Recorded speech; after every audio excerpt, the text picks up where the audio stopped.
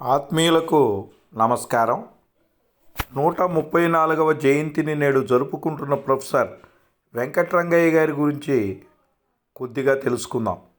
జీవితంలో ఉన్నతంగా జీవించి చూపడమే కాకుండా విద్యాపరంగా కూడా ఉన్నత స్థాయికి చేరుకున్న ధీరులు వారు గొప్ప ఉపాధ్యాయులు మరియు విద్యావేత్త.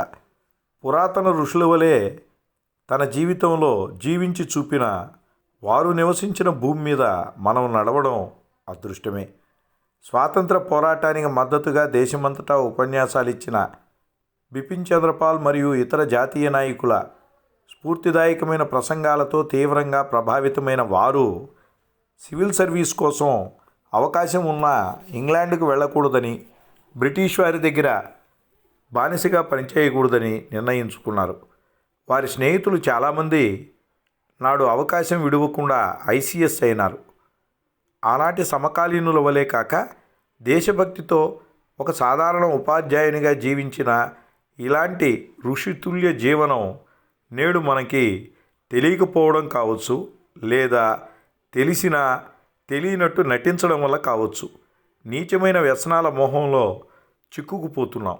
అధ్యాపక వృత్తిని తన జీవితంలో ఒక ధ్యానంగా భావించి జీవితాన్ని అంకితం చేసిన మహోన్నత వ్యక్తి వారు.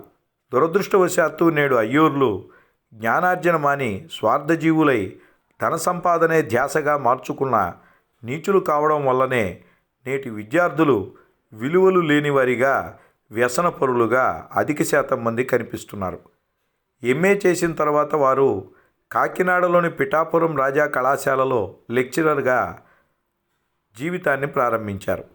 అలాగే 1914లో విజయనగరం మహారాజా కళాశాలలో చేరారు. ఆ పదవిలో 13 సంవత్సరాలు కొనసాగారు. ఆ కాలంలో వారు విజయనగరం యువరాజుకు ట్యూటర్గా కూడా పనిచేశారు.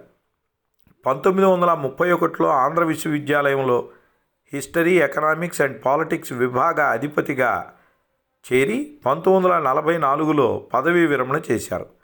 భీమవరంలోని డిఎన్ఆర్ కాలేజ్ వ్యవస్థాపక ప్రిన్సిపాల్ కూడా వారే. ముఖ్యంగా నేటి ఆంధ్ర యూనివర్సిటీ, బాంబే యూనివర్సిటీల అభివృద్ధిలో వీరిది మరువలేని కీలక పాత్ర. ఈ విషయాన్ని జాతి జ్ఞప్తిలో ఉంచుకునే వారిని పద్మవిభూషణ్తో గౌరవించుకుంది. ప్రొఫెసర్ వెంకటరంగయ్య గారు ఆంగ్లం మరియు తెలుగు భాషల్లో గొప్ప రచయిత. విజ్ఞానం అట్టడుగు స్థాయికి చేరాలని ఆయన విశ్వసించారు. అంతేకాదు, ఆ వైపున పనిచేశారు కూడా.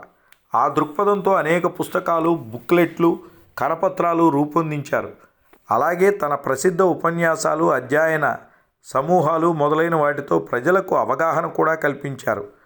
నాడు ప్రసిద్ధ తెలుగు పత్రిక అయిన భారతి, త్రివేణి, స్వతంత్ర, spot light on the world మరియు ఇల్స్ట్రేట్ వీక్లీ ఆఫ్ ఇండియా ఇటువంటి పత్రికల్లో వారు తరచూ రాసి ప్రేరణాత్మకమైనటువంటి జీవితాన్ని నాటి ప్రజలకి అందించేవారు. ఆ రోజుల్లో వారు నిర్వహించిన శీర్షికలు is India a welfare state, పార్టీలెస్ డెమోక్రసీ, మా ఎడ్యుకేషన్లో ఏమి తప్పు ఇలాంటివి ఆలోచన రేకెత్తించేవి మరియు విస్తృతమైన జన దృష్టిని ఆకర్షించేవి. అవునండి, అటువంటి మహోన్నత మహర్షిని మన తెలుగు జాతి మరిచిపోతుంది అనం, కానీ కొద్దిపాటి విరామాన్ని తీసుకుంది. తిరిగి మళ్ళీ ఆ మహనీయుని యొక్క మూర్తిమత్వాన్ని స్మరించుకున్నప్పుడు మనలో దాగి ఉన్నటువంటి తెలుగు భక్తి తిరిగి పునరుత్తేజం చెందుతుంది. ఆ వైపుగా మనల్ని ఆ మాన్య మహర్షి మామిడిపూటి వెంకటరంగయ్య గారు నడిపించుగాక. భారత మాతకు వందనం, తెలుగు తల్లికి అభివందనం. వందే మాతరం.